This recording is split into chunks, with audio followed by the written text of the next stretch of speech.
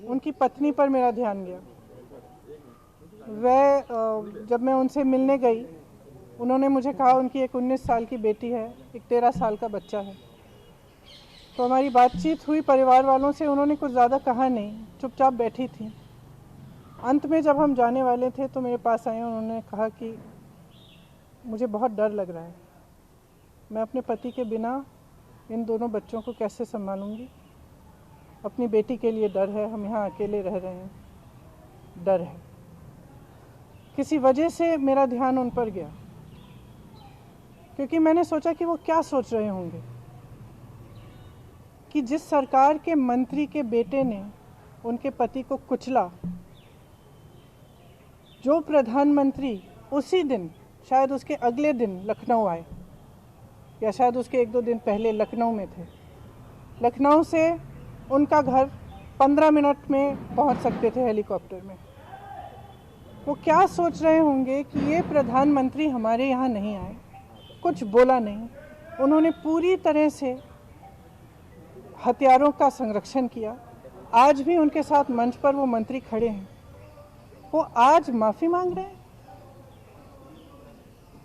जब 600-700 किसान शहीद हो चुके हैं। क्यों मांग रहे हैं? क्या ये देश समझ नहीं रहा है कि चुनाव आ रहे हैं? उनको लग रहा होगा परिस्थितियां ठीक नहीं हैं।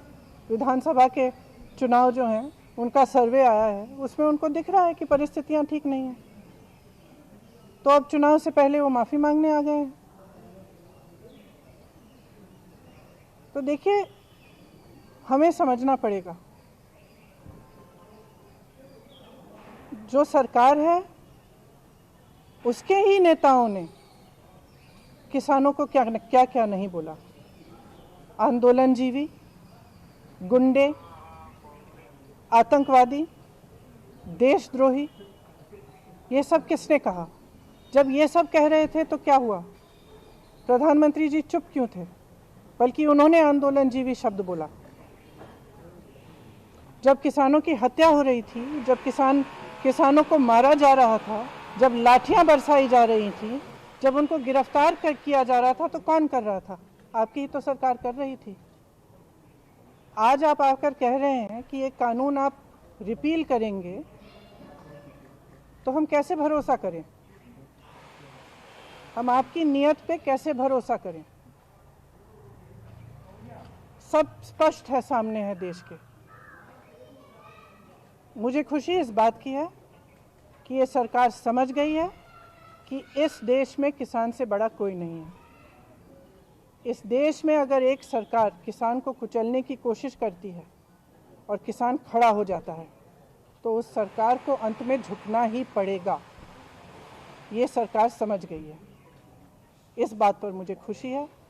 और मैं कहना चाहती हूँ कि जो किसान शहीद हुए इस पूरे आंदोलन में, कई किसानों के परिवारों से मैं पिछले पूरे साल में मिल रही हूँ, मैं मिली हूँ, मैं उनका दुख समझती हूँ। और हम सबको सबसे पहले उन्हें श्रद्धांजलि देनी चाहिए। अगर सरकार सचमुच सीरियस है तो उनके लिए जो कार्रवाई होनी चाहिए, ख़ास तौर से जो लखीमपुर खीरी में हुआ, उस पर जो कार्रवाई सही ढंग से होनी चाहिए वो करनी चाहिए। मंत्री का बर्खास्त करना चाहिए। और इस पूरे देश में जो किसानों की आवाज़ उठी है, हम सबको उनके साथ हमेशा के लिए खड़ा रहना चाहिए। किसान की बहुत समस्याएं हैं, आज हर तरफ से मजबूर है, हर तरफ से वो कर्ज में डूबा हुआ है। मैं ललितपुर गई, ललितपुर में भी आपने देखा कि खाद की लाइन में खड़े खड़े उनकी मृत्यु हो गई। कुछ किसानों ने आत्महत्या की। तो किसानों की जो समस्या है, जिसके लिए किसान आंदोलन कर रहे हैं, उसको ठीक तरह से समझना, उनकी समस्याओं को ठीक तरह से सुलझाने का कर्तव्य हम सबका है।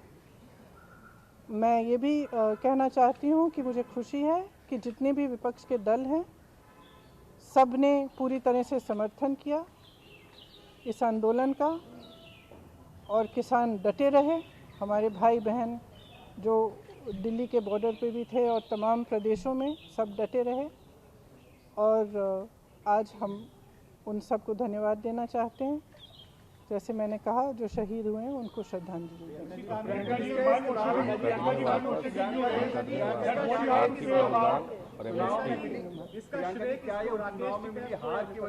एक मिनट में एक एक करके पूछूं। प्रियंका जी, क्या चुनाव में मिली जो हार है उसको देखते हुए फैसला लिया गया है कि आने वाले भविष्य में ऐसी हार? ये तो स्पष्ट है, ये बहुत स्पष्ट है। देखिए, जनता में बहुत विवेक है, जनता सब कुछ समझ रही है।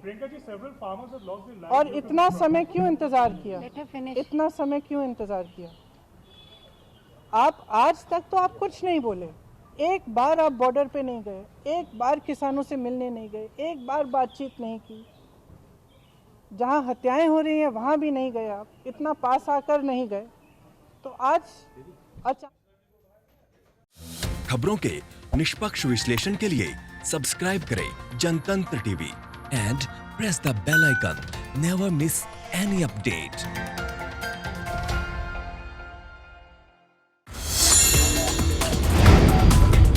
Download the Janatantra TV app, available on Google Play and App Store. Download it now.